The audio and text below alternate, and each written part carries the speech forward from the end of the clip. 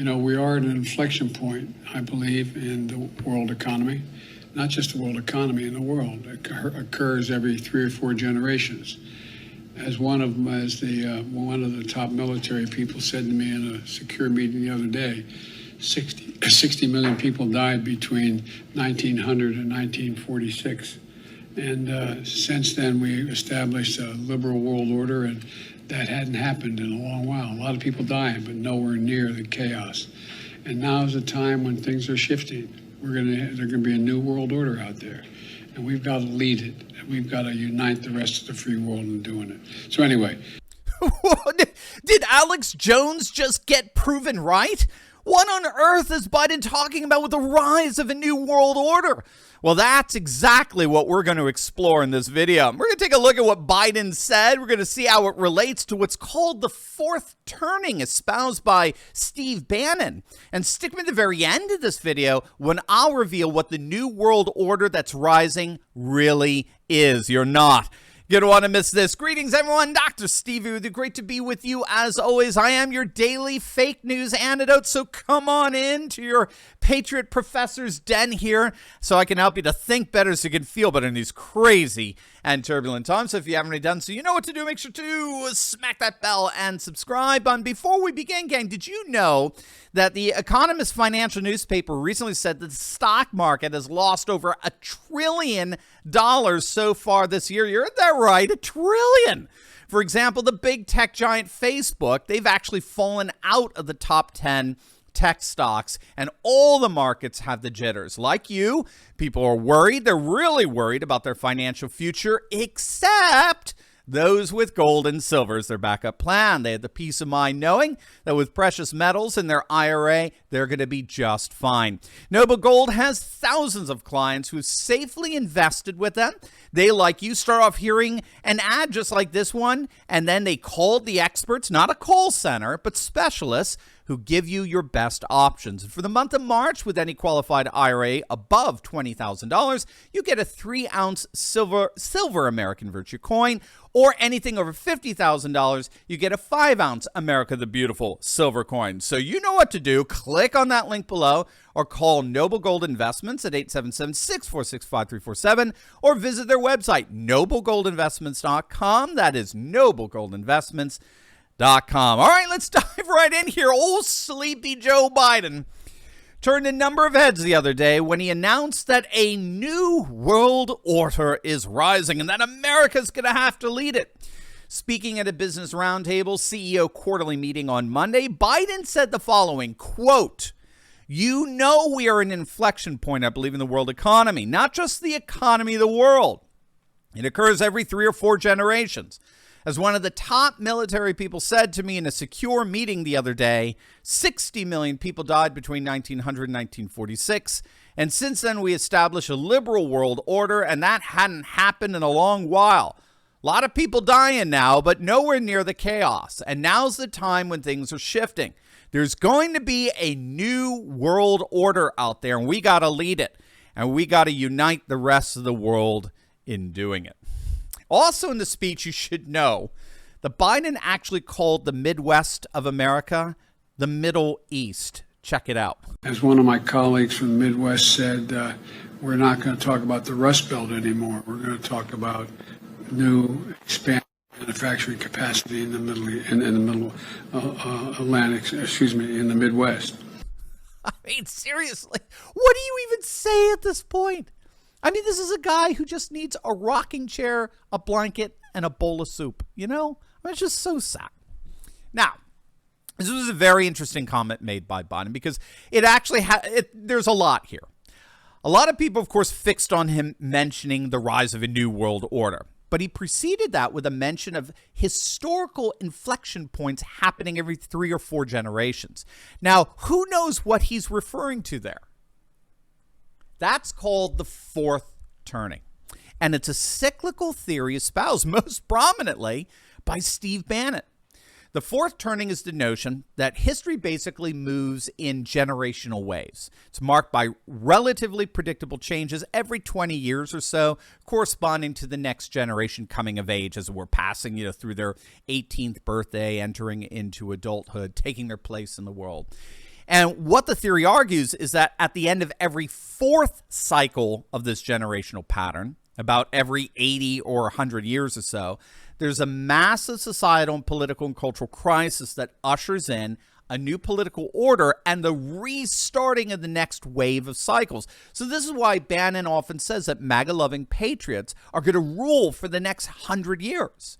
We're in a tumultuous fourth turning, a fourth generational cycle, the upheaval of which will usher in a new political paradigm for the next successive 4 generations, for the next 80 to 100 years. And then there'll be another upheaval with a new political paradigm to replace it, but we ain't going to be around for that. Well, according to Biden, the liberal order that began in 1946 is coming to an end. I mean, we are approaching the 80-ish year mark, and now things are shifting. So he's clearly appealing to this fourth turning theory, which, again, a lot of people just missed. But, of course, he then went on to note that this generational turning, this worldwide massive political and economic upheaval, is producing a new world order. Now, needless to say, that phrase, New World Order, is so pregnant with meaning that the internet just blew up over it. And if you don't know, it's actually derived from a title from the dystopian novel by Aldous Huxley entitled Brave New World. And the notion here is that the political and economic powers, the B and the United Nations, the EU, the World Economic Forum, the CFR, Council of Foreign Relations, and the like, they basically come together in a mass project of universal centralization, form what is in effect a one world government with absolute rule over the global population. There's more to it than that, but that's the basic gist of it. And so this is why you're seeing so many articles and memes today, really awesome memes, that Alex Jones was right after all. Here it is, the New World Order is rising out of the ashes of Ukraine. They're actually saying it out loud. No, they're not even trying to hide it.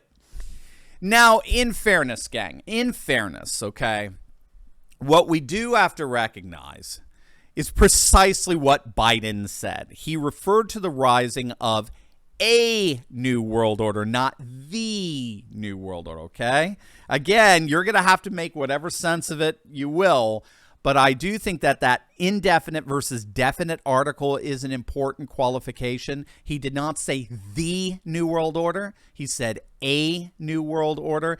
And I would certainly agree with him on that.